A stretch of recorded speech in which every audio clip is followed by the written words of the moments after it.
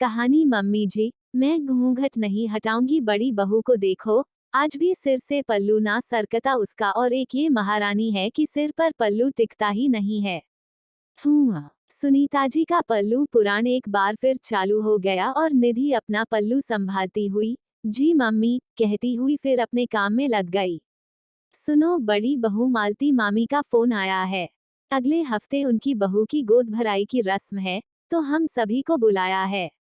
कह रही थी कि भतीजे की शादी के बाद से आप आई नहीं, इस बार सबको आना है। सुनीता जी बोली, अगले हफ्ते? पर मम्मी जी अगले हफ्ते तो बच्चों की वार्षिक परीक्षाएं हैं, तो मैं कैसे जा पाऊंगी। आप सब चले जाएगा और निधि देवरानी को भी ले जाए। इस बार 2 साल हो गए शादी को, पर अभी तक गई नहीं मामी के यहाँ। हाँ ठीक है, छोटी बहू को ही ले जाती हूँ। छोटी बहू, सुनीता जी आवाज लगाती हैं।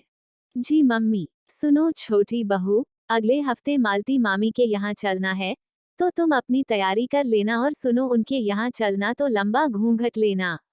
मेरे मायके में सारी बहुएं घूंघट करती हैं। तुमसे तो ढंग से सिर पर पल्लू भी नहीं लिया जाता, हरदम माथा उघाड़े पूरे घर में घूमती रहती हो। ना ससुर का लिहाज है, ना ही जेठ का। सास की तो कोई गिनती ही न है। समझा समझा कर थक गई हूँ कि ससुराल में बड़ों के सामने घूंघट लिया करो। उनका सम्मान होता है, मगर नहीं, तुम्हें तो अपनी मनमर्जी करनी है। बड़ी बहू को देखो, आज भी सिर से पल्लू ना सरकता उसका, और एक ये महारानी है कि सिर पर पल्लू टिकता ही नहीं है। सुनीता जी का पल्लू पुराण एक बार फिर चालू हो गया और निधि अपना पल्लू संभालती हुई जी मम्मी कहती हुई फिर अपने काम में लग गई। गोद भराई के दिन सभी जाने के लिए तैयार हो गए थे। निधि भी तैयार हो आ गई थी। सुनीता जी ने उसे देखा और उसका पल्लू थोड़ा और लंबा कर दिया। हाँ, अब ठीक है। कम से कम होंठ तक तो घूंघट करना ही, मुंह नहीं दिखना चाहिए, समझी। सबके सामने नाक ना कट जाए। जी मम्मी। चलो अब। खैर सुनीता जी सपरिवार मायके पहुंची, पर वहां पहुंचकर तो वे हैरान रह गईं। उनकी भतीजा बहू जिसकी गोद भराई थी, वो तो स्लीवलेस ब्लाउज और नेट की खूबसूरत सी ओपन पल्लू साड़ी पहने सबसे हंस हंस कर बातें कर रही थी। घूंघट की तो बात छोड़ो, सिर पर भी पल्लू न था। सुनीता जी को आया देख मामा मामी जी पास आकर उनके चरण स्पर्श कर बोले, आइए दीदी, चलकर बहू को आशीर्वाद दीजिए। बहू है कहाँ, वो तो मॉडल बनी घूम रही है। मालती तूने बहू को ज्यादा ही सिर पर चढ़ा रखा है, न कोई पल्लू न घूंघट। भले घर की बहुएं ऐसे रहती हैं भला, बड़े बुजुर्ग का कोई सम्मान ही नहीं। तू तो कितना लंबा घूंघट करती थी, याद है ना। दीदी आप भी किस जमाने की बात कर रही हैं।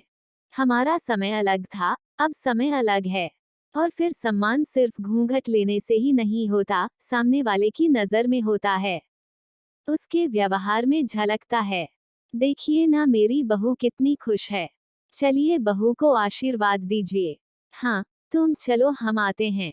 छोटी बहू, तुम भी घूंघट हटा दो, जब कोई भी बहू ना की है, तो तुम भी मत करो। नहीं मम्मी जी, मैं घूंघट नहीं हटाऊंगी। ये क्या बात हुई कि कोई ना किए है, तो मैं भी हटा दूं। मैं घूंघट करके ना आई होती, तो बात अलग थी। अब जब मैं यहाँ आ गई हूँ, तो सबको देखकर मैं भी घूंघट हटा दूं, ये मुझसे ना होगा। मैं ऐसे ही ठीक हूँ। तूने तो सास की बात ना मानने की कसम खा रखी है। सुनीता जी बोली। फिर निधि पूरे फंक्शन में घूंघट किए रही और सुनीता जी मुंह फुलाए रही कि छोटी बहू ने फिर उनकी बात